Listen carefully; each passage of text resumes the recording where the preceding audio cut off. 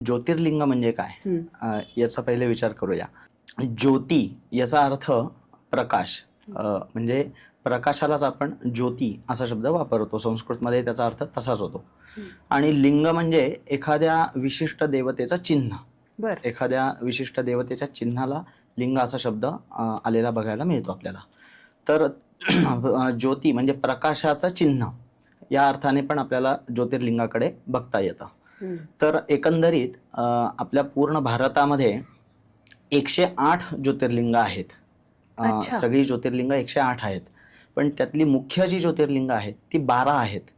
तर भगवान शंकरांनी 87,000 वर्ष जी तपश्चर्या केली, तर त्या तपश्चर्येमधून जे तपाचं सामर्थ्य त्यांच्यामध्ये उत्पन्न झालं, तर ते एका ठिकाणी साठवणं शक्य होत नव्हतं. कारण ते या सृष्टीच्या दृष्टीने भयावह होतं. आपल्या सगळ्यांसाठी ते हितावह नव्हतं.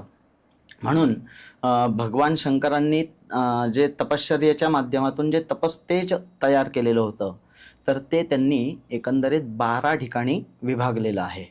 आणि त्या 12 विभागांनाच आपण 12 ज्योतिर्लिंग असं म्हणतो.